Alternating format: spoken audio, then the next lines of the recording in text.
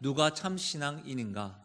누가 참 신앙인인가? 라는 제목으로 말씀을 나누겠습니다. 계속해서 우리는 마가복음을 배우고 있습니다. 순차적으로 말씀을 배우면서도 이 말씀을 딱 접할 때에 우리 성도들이 선입견을 가질 수 있겠구나 라는 생각을 들었습니다. 드디어 이제 목사님이 기회가 되어서 헌금 설교하시는구나 이렇게 생각하실 수 있겠습니다. 한국교회에서 이 목회자들이 강단에서 헌금 설교하는 것, 정확하게 얘기하자면 하지 않는 것이 상식적이고 좋은 목사님으로 평받는 것 같습니다. 목사가 헌금 설교를 할 경우에 성도들은 우선 길을 막습니다. 그리고 막 알레르기 반응이 일어나는 것 같습니다. 어쩌면 여러분 벌써 이 본문을 딱 읽으면서 이전과는 다르게 말씀을 들으려고는 하지 않으시고 지금 주보 보는 분 몇 분 계신 것 같습니다. 그리고 벌써부터 길을 막고 다른 생각으로 막 가득 채우려고 하시는 분이 있는 것 같습니다. 여러분 그럴 수 있습니다. 그러나 우리가 잘 알고 있는 세계적인 대설교가라고 불리는 찰스 스펄전 목사님은 이렇게 말씀하셨습니다. 헌금을 가르치지 않는 것을 죄라고 이야기했습니다. 우린 여기에서요 질문을 한번 해보아야 합니다. 우리의 바람과는 달리 왜 성경은 계속해서 반복적으로 헌금에 대해서 가르치고 강조하는 것일까요? 소유권의 문제이기 때문입니다. 우리가 헌금 중에 대표적으로 11조라는 것이 있습니다. 11조를 드리면서 가장 무서운 착각이 있습니다. 그게 뭐냐면 내게 있는 것 중에 10분의 1은 주님의 것이기 때문에 그것을 주님께 드린다라는 생각, 이 생각은요 굉장히 무서운 착각입니다. 왜냐하면 10분의 1이 주님의 것이 아니라 10분의 10이 주님의 것입니다. 모든 것이 주님의 것이고 만물의 왕 되신 그 주님께서 우리들에게 허락한 이 하루, 이 시간, 이 건강 모든 것이 주님의 것인데 그 중에 10분의 1을 주님께 드리면서 우리는 모든 것이 하나님의 것이라는 것을 상기하고 감사하고 예배하는 행위가 곧 11조요 헌금인 것이죠. 정리하면 이렇습니다. 헌금을 통해서 우리는 분명히 알 수 있는 것이 있는데 우리의 소유권이 누구에게 있느냐, 나에게 있느냐, 하나님에게 있느냐 분명해진다는 것이죠. 보통 우리가 읽었던 이 본문의 말씀, 이 말씀을 가지고 헌금을 독려하는 말씀으로 많이 설교되어지고 인용되기도 합니다. 그러나 말씀을 가만히 보면, 자세히 보면 오늘 본문의 말씀은 헌금을 강조하는 말씀이 아닙니다. 가난한 과부의 헌금하는 모습이 분명히 등장하지만 예수님께서는 지금 헌금해야 돼, 가난한 과부와 같이 헌금해야 돼 라는 것을 강요하는 것이 아닙니다. 본문의 말씀은요 예수님 목소리가 분명하게 들려집니다. 주님의 가르침이 어렵지가 않습니다. 어떤 걸까요? 참 신앙인으로 경계해야 되는 모습은 무엇인지, 참 신앙인의 모습은 어떤 모습인지를 두 인물, 서기관과 가난한 과부의 모습을 대조하면서 들려주고 있는 것입니다. 분명하고 명확한 이 주의 음성을 참 신앙의 모습으로 도전받고 결단받고 은혜 받으시기를 주의 이름으로 부탁드립니다. 그렇다면 우리는 생각해 봐야 되겠죠. 오늘 말씀에서 예수님께서 참 신앙인으로 경계하는 모습은 어떤 모습인가? 형식과 외식입니다. 여러분 우리가 읽었던 말씀인데요 38절에서 40절 말씀이에요. 우리 이 말씀 우리 다 함께 읽어보도록 하겠습니다. 함께 읽겠습니다. 예수께서 가르치실 때에 이르시되 긴 옷을 입고 다니는 것과 시장에서 문안 받는 것과 회당의 높은 자리와 잔치의 윗자리를 원하는 서기관들을 삼가라. 그들은 과부의 가산을 삼키며 외식으로 길게 기도하는 자니 그 받는 판결이 더욱 중하리라 하시니라. 여러분 오늘 말씀해 보면 예수님의 가르침은 분명합니다. 가르치실 때에 서기관들을 삼가라 라고 말씀하고 있어요. 그렇죠? 여러분 이 본문의 말씀 메시지 성경에서는 이렇게 좀 더 몸에 와닿게 번역하셨습니다. 들어보십시오. 예수께서 계속 가르치셨습니다. 종교학자들을 조심하여라. 그들은 가운을 입고 다니며 사람들의 치켜 세우는 말에 우쭐하고 중요한 자리를 차지하면서 교회의 모든 행사에 상석에 앉기를 좋아한다. 언제나 그들은 연약하고 무력한 사람들을 착취한다. 그들의 기도가 길어질수록 그들의 상태는 더 나빠진다. 마지막에 그들은 그 값을 치르게 될 것이다. 무슨 말이에요? 예수님께서는 이 말씀을 통해서 서기관들의 모습을 삼가하고 조심하고 경계하라고 말씀하고 있는 거예요. 좀 더 구체적으로 세 가지 정도를 알 수가 있어요. 첫째는 긴 옷을 입고 다닌다는 거예요. 여러분, 무슨 긴 옷을 입고 다니는 것이 문제입니까? 라고 할 수 있지만 이 긴 옷은 세마포로 된 통옷입니다. 원피스와 같은 통옷입니다. 그리고 바닥까지 끌리는 백색의 긴 천, 그 긴 천으로 된 옷입니다. 근데 이 옷은요, 의존적이고 종교적으로 자신의 어떤 위치에 있고 자신의 명예와 풍채를 자랑하기 위한 옷인 것이죠. 이 옷은요, 종교적 행사를 할 때만 입는 옷입니다. 그런데 서기관들은 어떻습니까? 이 긴 옷을요, 입고 다니는 것을 좋아합니다. 그 긴 옷을 입고 땅에 끌면서 여기 갔다가 저기 갔다가 심지어는 어떻게 시장에도 갑니다. 그 옷을 입고. 왜요? 그것을 입고 시장에 가면 어떻게 될까요? 아이고, 랍비요, 율법사요, 이렇게 문안하는 것이죠. 그렇게 옷을 입고 다니면서 인사받는 것을 좋아하는 거예요. 문안받는 것을 좋아하는 거예요. 여러분, 사람에게 인정받기를 좋아하는 모습입니다. 여러분, 이 모습을 한번 머리에 한번 그릴 수 있지 않겠습니까?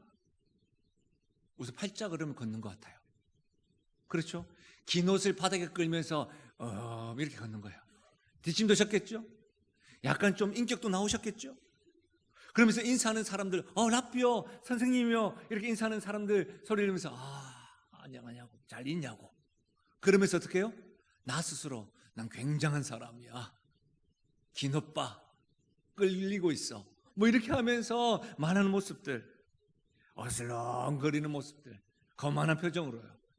충분히 여러분 그려지지 않습니까? 이런 모습을 어떻게 해요? 삼가라. 둘째의 모습은요, 상석에 앉는 모습이에요. 말씀은 회당의 높은 자리, 잔치의 윗자리를 원하는 모습을 삼가라고 했습니다. 회당의 높은 자리 어떤 거예요? 예배 드릴 때에 주목받는 자리, 예배 드릴 때에 자기만의 자리, 이런 자리를 말하는 거예요. 잔치 때는 어떤 거예요? 주인공이 따로 있는데 자기가 주인공이냐? 여러분, 결혼식 때는 예의가 있습니다. 신부보다 더 이쁘게 해서는 안 됩니다. 화장도 진해서는 안 돼요. 신랑도 그래요. 그래서 저는 늘 결혼식 갈 때마다 조심스러워요. 유머인데 안 통합니다. 네, 그렇잖아요. 주인공이 있음에도 불구하고 자기가 늘 상석에 앉고 주인공이 되는 거예요. 여러분, 이 모습은 어떤 거예요? 스스로 자기가 어른 행세를 하는 모습이에요. 권위주의의 특권의식에 찌들려 있는 모습이에요. 상석만을 찾는 자리, 그 모습들. 여러분, 겸손하고 조용했던 사람들이 흔히 말하면 자리가 바뀌고 위치가 바뀌면 목소리가 변하는 사람이 있어요. 그리고 이 목이 곧아져요. 곧하게 되죠. 그리고 어떻게 해요? 말이 많아져요. 이전에는 안 그랬는데 위치가 바뀌고 자리가 바뀌니까 말을 얼마나 많이 하는지요. 여러분 주변에 없으세요? 혹 여러분 아니십니까? 여러분, 교회에서도요, 직분을 맡게 되면 특권의식에 사로잡혀서 목에 핏대를 세우시는 분들이 아주 종종 있을 때가 있습니다. 여러분, 최근 들어서도 제가 아는 교회 목사님, 또 사모님, 그분들 통해서 들었던 이야기가 있습니다. 목사님과 함께 교회를 개척하였어요. 아주 건강하게 교회를 개척했어요. 겸손하게 교회와 성도들 섬겨서 안수 집사님이 되셨고요. 또 여러 해 지나서 드디어 장로님이 되셔서 당회가 구축되어지고, 이 교회가 계속해서 하나님께 부어주신 은혜가 있었어요. 그런데요, 그때부터 이분이 자신의 마음에 들지 않고 자신의 생각과 다르다고 생각하기 시작한 거예요. 그럴 수 있죠. 근데 문제는 말씀이고 뭐고 없다는 거예요. 자신의 생각이 옳다는 거예요. 자신의 감정만이 옳다는 거예요. 그러면서 어떻게 합니까? 교회에서 자기 주변에 있는 사람들 모읍니다. 그래서 자기가 교회의 주인 행세를 하는 거예요. 교회를 혼잡하게 만들어서 시험이 되어가고 있다는 소식을 들었습니다. 사실은 이와 같은 이야기들은 여러분, 제가 굳이 말씀을 드리지 않아도 우리는 왕왕 들려지는 소식이고, 그것 때문에 우리가 눈살을 찌푸리게 되는 많은 이야기들이 있습니다. 여러분, 그런 분들 앞에서 기회가 된다면 이렇게 묻고 싶은 거예요. 나를 위하여 십자가에서 고통당하시고 몸 찢으시면서 피 흘리시고 생명 주신 그 주님 앞에서 특권을 내세울 수 있습니까? 이렇게 묻고 싶어요. 그러나 저 역시도 이렇게 말씀을 드리지만, 여러분, 우리 역시도 직분, 자리, 위치가 지금까지 우리가 고수해왔고 지켜왔던 겸손한 모습, 은혜로운 모습을 찾아볼 수 없는 이 특권의식에 사로잡힌 모습이 될 수 있다는 것을 또 경계해야 합니다. 절대로 지금 우리에게 주어진 직분과 위치가 특권의식으로 빠져드는 그 함정에 빠지지 않도록 늘 깨어 있으시기를 바랍니다. 저 역시도 마찬가지예요. 부교육자 생활을 십수년 해오다가 이제 담임 목사가 딱 되고 다른 사람을 만나고 다른 사람을 만났을 때 여러분, 제가 조심해야 되고 경계해야 되는 게 뭐예요? 권위의식과 특권의식이에요. 아마도 우리 부교육자들, 제가 아무리 노력을 한다고 해도 우리 목사님은 권위적이야 라고 할 거예요. 아무리 내가 노력을 해도, 식당에 가도 우리 장로님, 권사님, 집사님들이 얼마나 저를 많이 아껴주신다고요. 그러다 보면 여러분, 저 역시도 너무너무 조심스러워요. 경계해야 합니다. 경계해야 돼요. 조심해야 돼요. 그것을 삼가라라고 지금 예수님은 말씀하고 있는 거예요. 어떻게 가능할까요? 어떻게 가능할까요? 내 안에는 그런 것, 인정받는 걸 좋아하고 상석에 앉는 걸 좋아하는데 어떻게 그것을 경계해야 될까요? 빌립보서 2장 5절에서 8절 말씀에 이런 말씀이 있습니다. 너희 안에 이 마음을 품으라. 곧 그리스도 예수의 마음이니 그는 근본 하나님의 본체시나 하나님과 동등됨을 취할 것으로 여기지 아니하시고 오히려 자기를 비워 종의 형체를 가지사 사람들과 같이 되셨고 사람의 모양으로 나타나사 자기를 낮추시고 죽기까지 복종하셨으니 곧 십자가에 죽으십니다. 사랑하는 여러분, 우리가 하나님의 자녀로서 특권의식은요, 주님께서 우리에게 대속물로 주시고 섬김으로 허락하셨던 것처럼 우리도 섬김에서부터 시작됨을 믿으시길 바랍니다. 특권이란 생각들이 우리 앞에 꿈틀거릴 때마다, 우리가 상석을 찾기를 좋아하고 인정받기를 좋아하는 그런 생각이 들 때마다, 여러분, 그런 것들 막 꿈틀댈 때마다 어떻게 해요? 섬김의 자리를 찾으세요. 직장에서 좀 높은 자리에 있으십니까? 그렇다면 여러분, 교회에서만큼은 좀 섬김의 자리를 한번 찾아보세요. 가정에서 여러분 대접받으시고 여러분 이렇게 가장으로서 또 어머니로서 그렇게 인정받으십니까? 그렇다면 여러분 그 가정과 다른 곳에서는 좀 섬김의 자리를 좀 찾아보세요. 의식적으로 섬김의 자리에 서도록 한번 해보십시오. 의지적으로 말입니다. 섬김의 영양소를 계속해서 공급해야 됩니다. 그래서 여러분, 이 섬김이라는 근육이 우리의 삶의 모습 가운데 단단해지고 근육이 생겨야 됩니다. 그래야 어떻게 해요?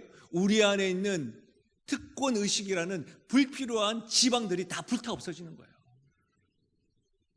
사랑하는 여러분, 무엇보다도 우리의 모습의 삶의 십자가를 세워야 합니다.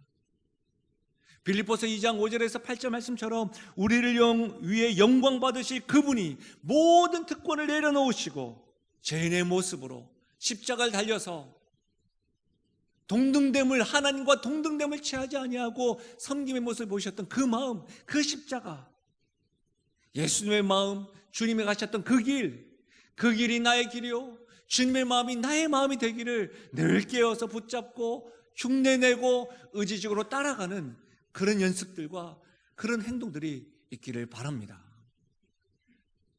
여러분, 지금까지 서기관들의 모습을 삼가라라는 말씀은 형식적인 모습입니다. 특권의식을 경계할 것을 말씀하셨습니다. 예수님 여기서 멈추지 아니하시고 세 번째로 말씀하신 게 뭐냐면 외식입니다. 외식하는 모습을 경계하고 삼가라. 마가복음을 통해서 우리가 외식이 어떤 모습으로 배웠습니까? 연기하다, 연극하다 이렇게 배웠죠.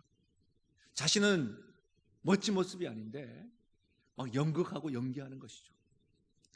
이전에 TV에 도깨비라는 프로가 있었습니다. 우리 아이들과 너무너무 즐겁게 봤어요. 그래서 제가 아이들이 사실은 제가 그 어떤 냄새나 이런 것들에 대해서 약간 좀 민감하거든요. 그러니까 우리 아이들이 향초를 딱 펴놓은 거예요. 그 피다 끄니까 어떻게 하고 제가 싹 나타나면서 공유처럼 제가 딱 나타났다고 하고, 공유처럼 막 옷을 좀 긴 것 좀 입으려고 하니까 어디 가서 옷을 딱 긴 거 입고 코트 같은 거 입고 다 했더니 우리 아이들이 아빠 왜 그래? 아빠는 공유가 아니야. 그러더라고요. 연극하다, 연기하다는 뭐예요? 자신의 모습은 아닌데 그렇게 하는 거. 그게 연극하다, 외식이에요. 근데 여러분, 이 외식의 모습을 예수님은 좀 더 구체적으로 말씀하셨는데 보십시오. 40절이에요. 그들은 과부의 가산을 삼키며 외식으로 길게 기도하는 자니 그 받는 판결이 더욱 중하리라. 여러분, 당시의 고아와 과부는 가난하고 사회적으로 힘이 없어서 여러분 다른 사람들의 돌봄을 받아야 되는 대표적인 사람들이었습니다. 그런데 연약하고 무력한 사람들의 것을 지금 어떻게 해요? 빼앗았습니다. 삼켰다고 했습니다. 과부에게는 그것이 전부였습니다. 율법을 가르치고 안다는 사람, 서기관이 어떻게 이렇게 할 수가 있습니까? 말씀을 가르치고 안다는 사람들이 어떻게 이렇게 할 수 있는 것일까요? 특별히 여러분, 과부의 가산을 삼키며, 서기관의 모습을 보십시오. 이 삼키며라는 이 원어는요, 마가복음의 다른 데도 기록되어져 있어요. 마가복음 4장 4절에 뿌릴 새 더러는 길가에 떨어짐에 새들이 와서 먹어버렸고, 이 먹어버렸고가 삼키며예요. 어떤 말씀이냐면 예수님께서는 길가에 하나님의 말씀되는 씨를 딱 뿌렸는데 그 씨의 열매, 말씀의 열매가 거두지 않도록 새들이 먹어버렸다, 삼켰다는 거예요. 그런데 예수님이 이 말씀을 하면서 새들을 하나님의 말씀의 열매를 풍성케 하지 못하고 열매케 하지 못하는 이 새들을 사탄으로 비유했다는 말씀. 서기관의 외식, 과부의 가산을 삼키며 이와 같은 외식된 모습은 사탄의 모습과 다를 바가 없다는 것을 지금 지적하고 있는 거예요. 이 삼키며라는 원어는 또 누가복음에도 기록되어져 있어요. 누가복음 15장 30절에 아버지의 살림을 창녀들과 함께 삼켜버린 이 아들이 돌아오매 이를 위하여 살찐 송아지를 잡으셨나이다. 탕자의 비유 말씀이에요. 아버지의 살림을 창녀들과 함께 삼켜버렸다, 탕진해버린 어리석은 탕자의 모습이 곧 외식하는 서기관의 모습과 다를 바가 없다는 거예요. 여러분, 외식하는 모습이 사탄의 모습으로, 어리석은 탕자의 모습으로 다를 바가 없다라고, 그러니 삼가고 경계하라고 지금 말씀하고 있는 거예요. 단지 척하는 정도가 아니라는 것이죠. 더더욱 말씀을 다시 한 번 더 보십시오. 40절입니다. 그들은 과부의 가산을 삼키며 외식으로 길게 기도하는 자니. 무슨 말입니까? 과부의 가산을 착취하면서도 길게 기도하는 모습입니다. 길게 기도하면서 과부의 가산을 착취하는 모습입니다. 어떻게 하나님께 길게 기도하면서 과부의 가산을 착취할 수 있을까요? 어떻게 연약하고 무력한 사람의 것들을 빼앗으면서 하나님 앞에 나와 길게 기도할 수 있는 것일까요? 가면을 쓰고 있기 때문입니다. 연기하고 있기 때문입니다. 하나님께 길게 기도하는 것, 외식한 모습이기 때문입니다. 외식하고 연기하고 있는 것입니다. 속고 다니면서 겉모습은 거룩해 보여지려고 경건의 가면을 지금 쓰고 있기 때문입니다. 우리는 이와 같은 사람들을 경계해야 합니다. 우리는 이것을 조심해야 되는 것이죠. 외식을 삼가고 경계해야 합니다. 왜 그렇습니까? 하나님은 속지 않습니다. 하나님은 가면 속의 나의 모습을 너무나도 잘 아시기 때문입니다. 그래서 그 외식이 뭐예요? 어리석은 탕자의 모습과 같은 거예요. 모를 거야. 아닙니다. 하나님은 아십니다. 여러분, 더불어 마태복음 28장 25절에서 27절 말씀, 화 있을진저 외식하는 서기관들과 바리새인들이여, 장과 대접의 겉은 깨끗이 하되 그 안에는 탐욕과 방탕으로 가득하게 하는도다. 눈먼 바리새인이여, 너는 먼저 안을 깨끗이 하라. 그리하면 겉도 깨끗하리라. 화 있을진저 외식하는 서기관들과 바리새인들이여, 회칠한 무덤 같으니 겉으로는 아름답게 보이나 그 안에는 죽은 사람의 뼈와 모든 더러운 것이 가득하도다. 형식과 외식의 모습으로 가득한 서기관의 모습을 주님은 아십니다. 그분을 속일 수가 없는 거예요. 무엇보다도 형식과 외식으로 가득 찬 거짓된 모습을 향하여 예수님은 뭐라고 이야기하십니까? 화 있을진저, 화 있을진저, 심판과 저주의 말씀을 선포하고 있는 거예요. 여러분, 외식된 모습을 얼마나 예수님께서 경계하시면 화 있을진저. 근데 여러분, 이 말씀은 위협하는 말씀이 아닙니다. 거짓된 모습에서 돌이키기를 바라시는 주님의 마음이십니다. 형식과 외식된 모습에서 참 신앙인의 모습으로 돌이키기를 바라시는, 소망하는 주님의 부르짖음입니다. 사랑하는 여러분, 이 주님의 마음에, 주님의 부르짖음에 반응하셔서 서기관의 모습을 삼가고 경계하고 참 신앙인의 모습이 되시기를 주님의 이름으로 간절히 부탁드립니다. 두 번째, 그렇다면 참 신앙인의 모습을 경계해야 될 모습이 형식과 외식이라고 한다면 참 신앙인의 모습은 뭘까요? 참 신앙인의 모습은 사랑과 헌신입니다. 여러분, 예수님께서는 지금 성전에 있는 헌금함, 그 헌금함이 보이는 곳에 앉아 계십니다. 사람들이 와서 헌금하는 것을 지금 지켜보고 있는 거예요. 헌금을 하는 다양한 계층이 오늘 본문에는 두 계층으로 기록되어져 있습니다. 부자와 가난한 과부. 그 두 부류의 사람들이 지금 예수님 눈에 들어온 것이죠.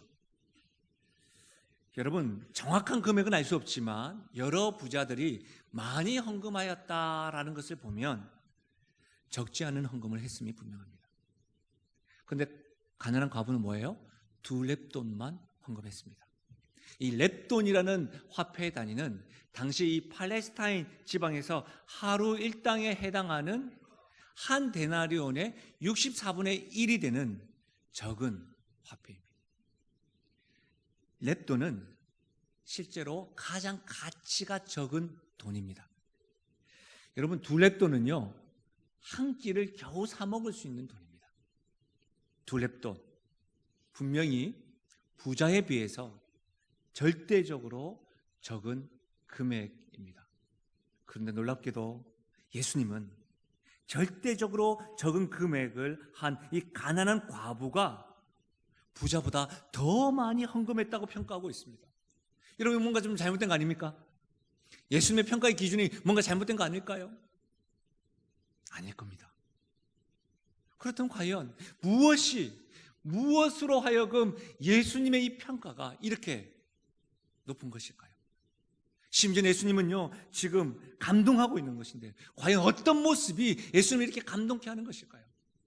여러분, 자료에 의하면 당시의 헌금궤는 성전 입구에 되어져 있었다고 합니다. 근데 그 헌금궤가 모두 13개였대요.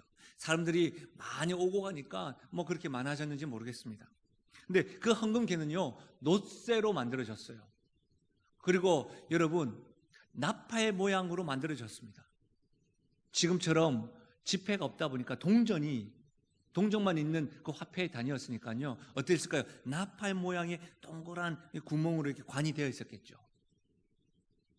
여러분, 그러니까 어떻게 합니까? 헌금궤에, 그 나팔궤에 동전, 화폐를 넣을 때마다 어떤 소리가 들렸을까요? 네, 동전 소리가 막 들렸을 겁니다. 우리가 요즘에 은행에 가면 모아놨던 동전을 이렇게 기금하면 막 소리가 나지 않습니까? 그와 뭐 비슷하진 않겠지만 어떻게 소리가 났다는 것이죠. 여러분, 더구나 헌금을 할 때요, 자기가 헌금하는 액수를 제사장들에게 소리내어서 가르쳐줘야 했습니다. 알려줘야 했습니다. 왜냐하면 제사장이 헌금의 목적과 액수를 적었기 때문입니다. 그러니까 제사장은 여러분 누가 헌금을 얼마 했는지를 알 수 있는 것이죠. 그래서 여러분 헌금하는 그 장소는요, 나팔계가 있는 그 장소는요, 헌금을 많이 하는 부자들에게는 자기를 자랑하고 드러내는 자리가 됩니다. 나는 이렇게 많이 헌금합니다. 소리 막 들어봤지.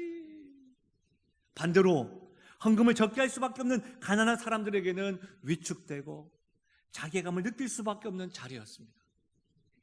그럼에도 불구하고 예수님은 가난한 과부의 헌금에 크게 감동했습니다. 스스로 작다고 느끼고 위축되어서 자괴감을 느끼면서 여러분 헌금한 과부의 모습에서 예수님은요 얼마나 감동했는지 말씀해 보니까 어떻겠습니까? 제자들을 일부러 불러 모읍니다. 그리고 가르칩니다. 다시 한번 더 들어보십시오. 43절에서 44절. 예수께서 제자들을 불러다가 이르시되 내가 진실로 너희에게 이르노니 이 가난한 과부는 헌금함에 넣는 모든 사람보다 많이 넣었다.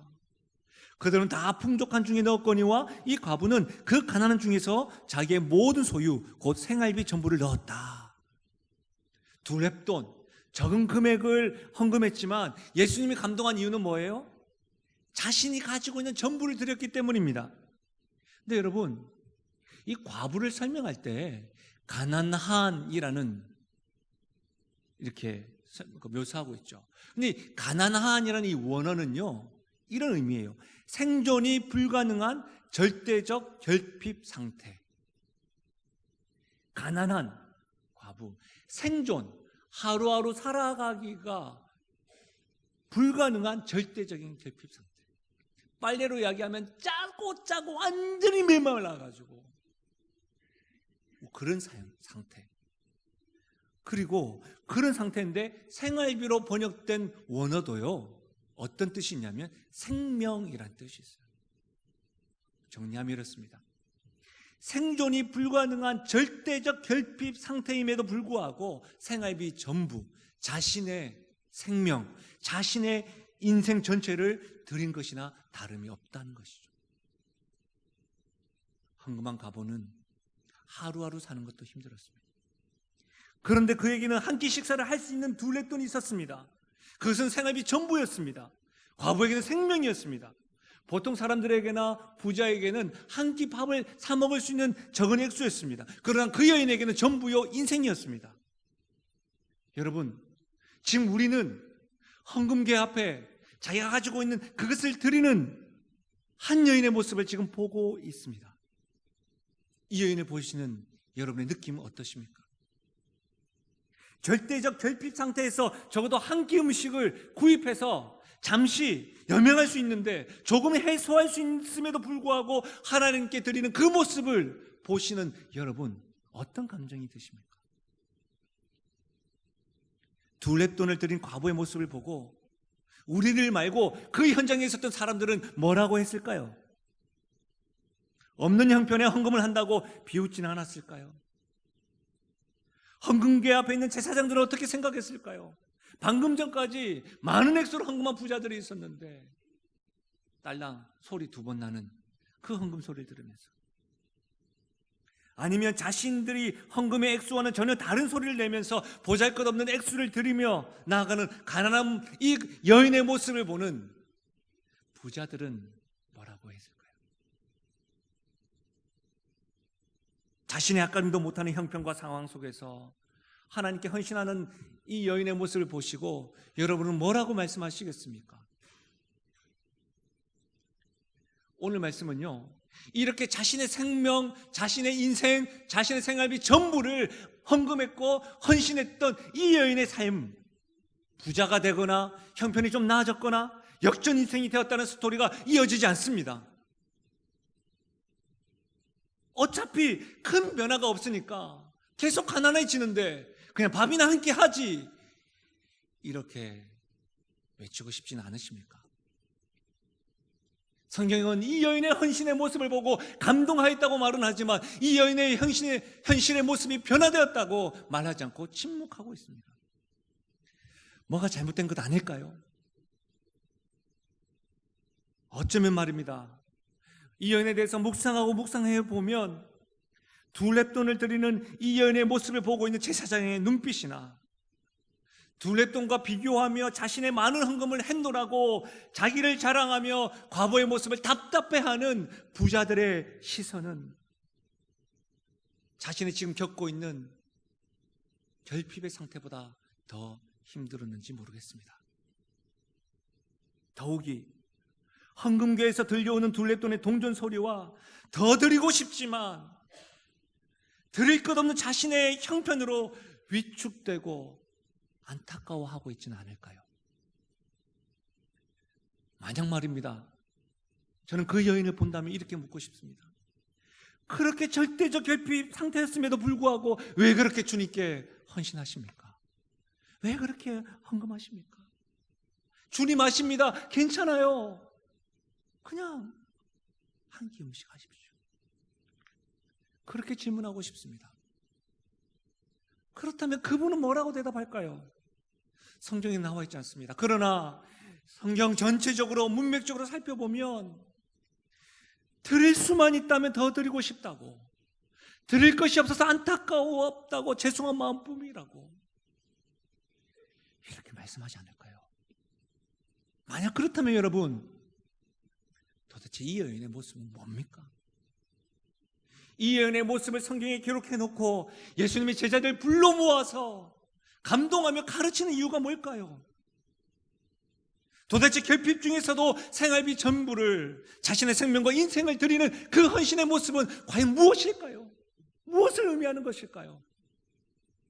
우리는 마가복음을 통해서 계속해서 배웠습니다. 이 여인의 모습은 마음을 다하고 목숨을 다하고 뜻을 다하고 힘을 다하여 하나님을 사랑하는 마음에 근거를 둔 헌신된 모습인 것이죠. 사랑하는 여러분, 참 신앙인의 모습은 하나님을 사랑하는 것입니다. 참 신앙인의 모습은 하나님을 사랑하는 그 마음으로 내가 주께 감사하며 나아가는 그 헌신의 모습입니다. 나에게 모든 것을 희생하면서 주시고 생명을 주셨던 그 주님에게 나는 생명을 드리지는 못하지만 주님 사랑합니다라는 고백과 함께 주님께 드려드리는 둘레돈의 헌신인 것이죠. 저는 우리의 모습에서 이 사랑과 헌신의 모습으로 하나님 앞에 설 수 있기를, 살아가시기를 주의 이름으로 간절히 부탁드립니다. 말씀을 준비하는 중에 우리 재정부를 담당하시는 집사님에게 저에게 연락이 왔습니다. 어떤 한 집사님이 어떤 헌금을 하셨습니다. 목사님 하신 거예요. 하나님께 약속을 한 것이고 작정을 하셔서 헌금을 하셨습니다 라는 소리를 듣고 제가 한순간 먹먹했습니다. 처음에는 예 감사합니다 라고 했는데 한순간 먹먹하고 그 후에 계속해서 그분에게 물어봤습니다. 어떤 내용인지, 어떻게 해서 이렇게 했는지, 혹시 그분이 드리는 그것을 제가 알 수는 있겠는지.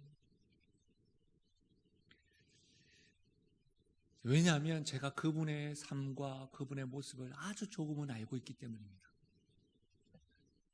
그분은 지금도 현재도 일주일에 2번 신장투석을 하십니다. 교회에 나오는 것 자체를 생명 바쳐서 나오십니다. 신장투석만 하는 것이 아니라 합병증으로 몸이 굉장히 쇠하십니다. 우리 목자 되시는 분과 한 번은 신방을 했었고 그 이후에 신방을 하려고 하니 신장투석을 하고 몸이 지치시고 시간을 맞추기가 힘드셔서 간혹 전화로 신방을 합니다. 전화를 대고 집사님 김상호 목사입니다 라고 하실 때마다 목사님 늘 자신이 교회에 큰 힘이 되지 못하고 저를 지지해 주지 못하고 하나님을 더욱더 사랑하지 못하는 것 같아서 늘 죄송한 마음을 전하십니다. 근데 최근에는 제가 전화드렸더니 이런 말씀을 하시는 거예요. 목사님, 죽은 자 같은 저에게 왜 전화하셨어요? 시체 같은 저에게 왜 전화하셨습니까? 감사합니다. 감사합니다 하시는 거예요. 그와 같은 분이 이전에 주님과 약속한 것이 있다고 해서 힘을 다해서 주 앞에 헌신하는 그 모습, 하나님 앞에는 많고 적음의 문제가 아닙니다. 하나님은 둘렙돈으로 인하여 감동하시고 그 여인을 칭찬하시고 그 여인의 사랑을 받으시는 것이죠. 아까 찬양대가 믿음을 보여준다고 했습니다. 이것이 믿음된 생활 아닐까요? 사랑하는 여러분, 그렇게 헌신하는 모습에 있어서 당장 병이 치유가 되거나 삶의 모습이 넉넉해지는 것 아닙니다. 그럼 세상 사람들은 그렇게 이야기하겠죠. 이게 뭐냐고. 그러나 우리는 이렇게 말할 수 있는 거겠죠. 우리에게 생명 아끼지 않으신 그 주님께 나 역시도 사랑을 드리는 것이라고. 더더욱 더 놀라운 것은 그 여종의 마음을 주님이 보시고 감동하신다는 사실이죠. 우리 교회에 이와 같은 분들 굉장히 많습니다. 그러나 혹 우리가 서기관의 모습을 계속해서 우리의 모습 가운데 나타난다고 한다면 삼가고 참 신앙인의 모습으로 나에게 생명도 아끼지 아니하시는 그분에게 참 사랑과 헌신된 모습으로 주님께 나의 인생을 드립니다 라고 고백하며 나가는 우리가 되면 좋겠습니다. 말씀을 마무리하겠습니다. 누가 참 신앙인입니까? 삶의 모습에서 형식과 외식을 경계하는 사람입니다. 참 신앙인은 사람에게 인정받기를 힘쓰고 권위주의 특권의식에 사로잡히지 않습니다. 더더욱 외식의 가면을 벗어 던지는 사람입니다. 누가 참 신앙인입니까? 하나님을 사랑하는 마음으로 헌신하는 사람입니다. 남들이 전혀 알아주지 않는다 할지라도, 아무리 어려운 환경 가운데 있다 할지라도 오늘이 하나님이 허락하신 기적이구나, 은혜구나 알고 하나님을 신뢰하고 하나님을 사랑하는 사람이 참 신앙인 것이죠. 우리는 오늘 이 말씀에서 분명하게 기억해야 될 것이 있습니다. 하나님은 중심을 보십니다. 주님을 속일 수 없습니다. 주님은 나의 중심을 아시고 보신다는 사실입니다.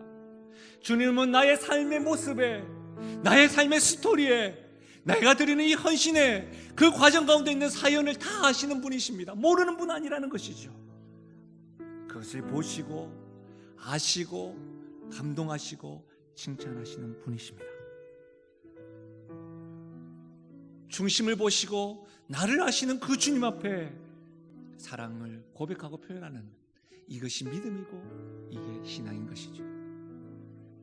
사랑하는 여러분, 중심을 보시는 하나님의 눈을 항상 의식하면서 다른 사람들은 다 몰라도 나의 주 나의 하나님은 보시고 계시고 알고 계시니 나도 가난한 그 여인이 가졌던 그 순전한 마음으로 오늘도 내일도 주님 사랑합니다, 내 생명 되시고 내 피난처 되시고 나의 주 나의 하나님 되시는 그 주님을 사랑합니다, 내 마음 받아 주옵소서라고 고백하고 결단하며 나가는 저와 여러분 되시기를 주의 이름으로 간절히 축원드립니다. 말씀을 생각하시